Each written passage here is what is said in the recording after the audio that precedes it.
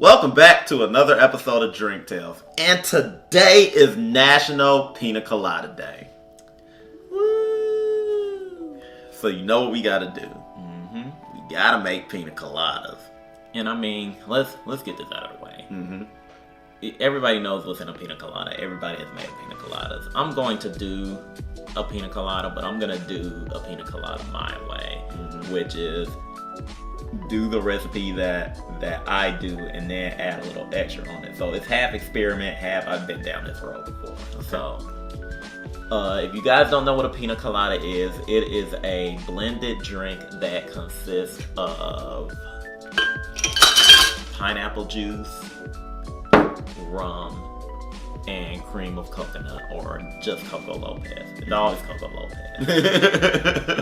You can try to make the stuff yourself, but it's always Coco Lopez. I do a little bit different with my recipe. I go a little bit different with my recipe. I add lime juice to it. Oh, and you add pineapple chunks too.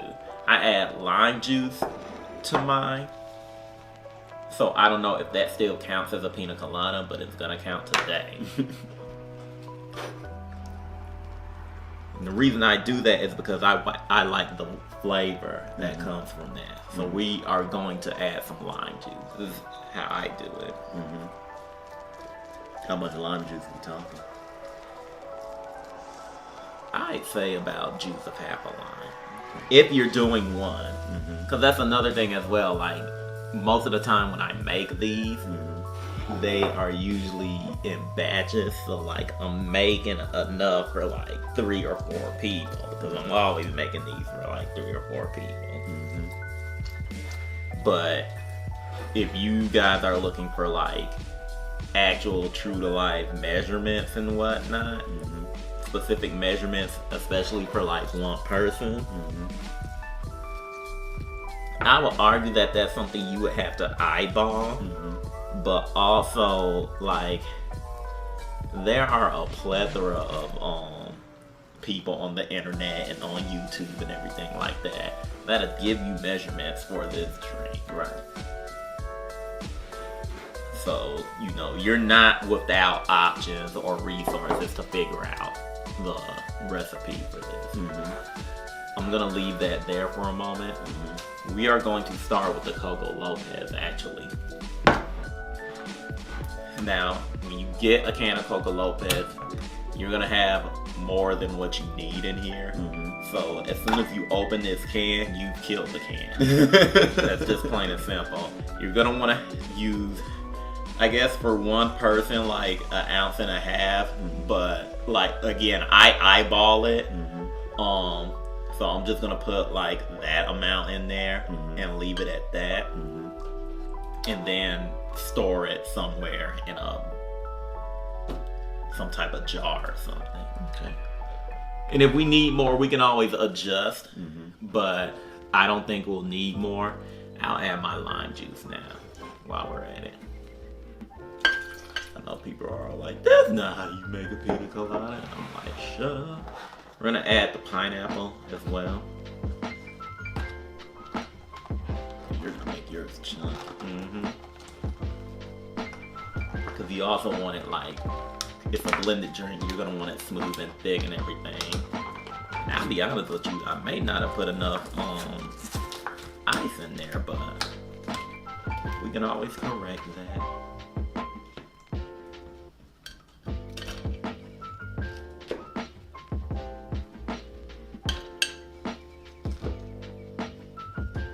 But real talk, the pineapple chunks should help bond everything together. We're gonna go with like 4 for now. A little bit of pineapple juice.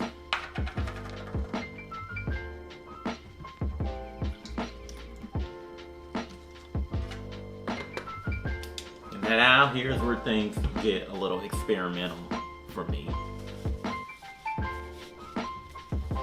You could use just about any type of rum. The rum is negligible because you're not really going to taste the rum. Right. If you use something like a Bacardi or whatever, I'm gonna do something different. We got Wray and Nephew and Smith and Cross. Now, this is overproof rum, so like basically a drop of this will have you drunk for days. And Smith and Cross is I would say along the same train as the Wray and Nephew. Probably not as boozy, but more boozy than your average rum. It's a Jamaican rum. Both of these are Jamaican rums. They're a little stronger, so you're going to taste the rum with these. Okay. Now, I could do one or both. I'll let you choose. Well, Drink Tales wouldn't be an adventure if we didn't do the most adventurous shit. And I know this is probably overstating something, but just do both. Okay. The man has chosen to die. We're gonna do a little bit of this. That's not a little bit.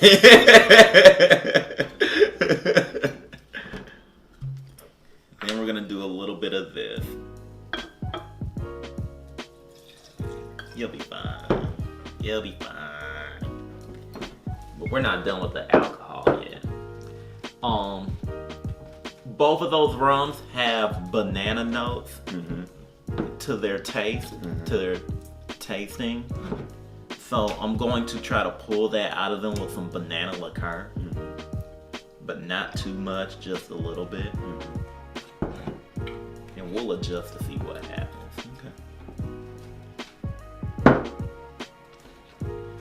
Put on our top. And we can begin the blend. But I'm gonna start low.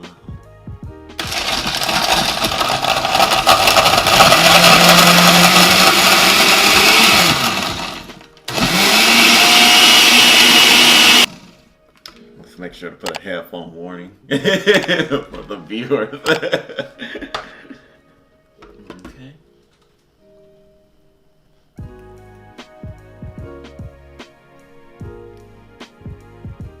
It's not like ice cream thick, but that's whatever. And this thing needs a garnish. Yes, no? Yeah. Would you not like a garnish? I mean, you're doing it, you're doing it. We're gonna do this.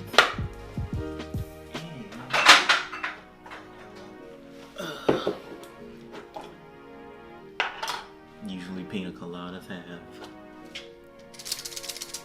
cherries for garnish, and they are those bright cherries, but we don't have access to those right now because we use them all for the artillery punch. It's always funny how that comes back to haunt us. Well, it was the best damn investment we did so far this year.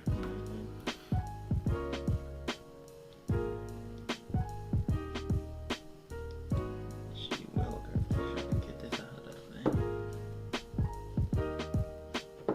You know what?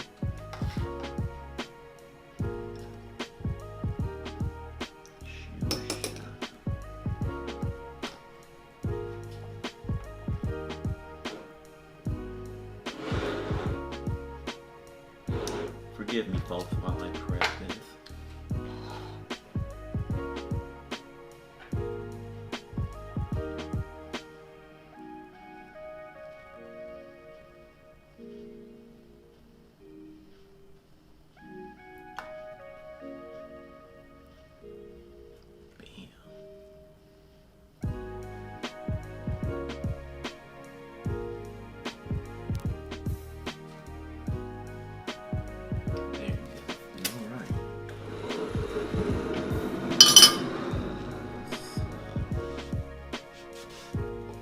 Pina Colada. Let's see what we got. Ooh.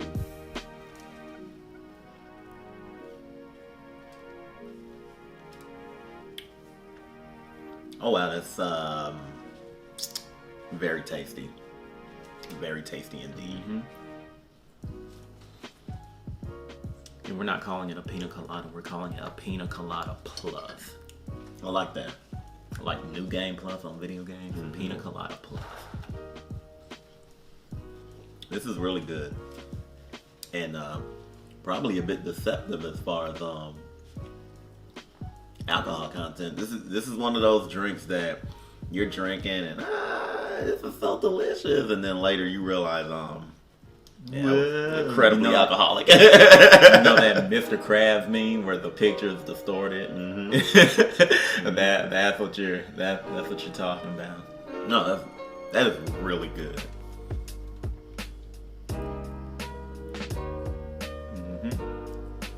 You got all the flavors. The funk of the rum shines through. The lime juice, the pineapple juice, the chunks of pineapples, the banana liqueur. They form this. This is gonna sound crazy, but they form this flavor that I can only describe as yellow greenish. Yeah. And for those people that when you use banana liqueur, for those of you that thought, oh man, you're gonna make it taste banana-y as hell, and it's not gonna taste like a pina colada. Trust me, you're not gonna. The banana does not peek through as strong as you think it would. Exactly. It's just there. It's a hint. It's there to pull the notes from the rum. Especially that Wray and Nephew, because the Wray and Nephew has strong banana notes. But like when they're talking about the tasting notes of liquor, you're going when they tell you what they're tasting, you're not going to get that exact taste, but you will be able to pull that specific flavor because you know, like chocolate, bananas, specific nuts like almonds, anise flavors. They have a specific signature that you can identify within the space between your tongue and your nose. Okay. I know that sounds weird, but that's the description I'm going with. So like, you're not gonna taste a full-on banana with the sugar and everything, but you will recognize that there is a banana smell, taste like signature when you approach these liquors. Well, as far as I'm concerned, this is how I would like to consume my pina coladas from henceforth. Okay. And with that said and done, that'll do it for this episode of Drink Tales. Be sure to like and subscribe. Hit that bell so that you're notified of all content coming to the channel. Also check us out on Instagram. Check us out on Facebook. Check us out on Twitter. What else we got? If there is a liquor, a spirit, a wine, a beer, a drink recipe, speaking of which, snack, dessert, some type of brunch meal, a recipe for your snack or dessert or whatever, that will also work as well. Just throwing it out there. I like seafood, I like steaks, I like, all types of foods that you will find at a bar or restaurant that consist along the lines of nachos, tacos, hamburgers, hot dogs, and did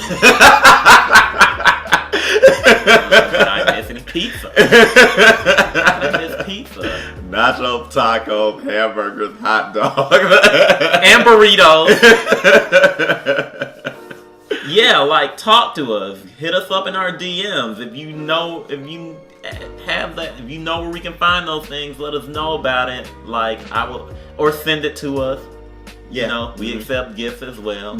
You can get a shout out. We can review it. I don't know if you can send a pizza in the mail, but if you can, but I only ask that you try. That also goes for locations too. Distilleries, breweries, speakeasies, bars, restaurants, bistros, whatever it may be. If it's a location that you think serves the best, pina coladas, let us know. New Orleans, is there a bar down there that can do something as good as the Pina Colada Plus? If so, let us know. We'll be there at the end of the month. You know, we're trying to see something. So, we'll be the judge of it. But that's it for today's episode. And until next time, everybody, peace.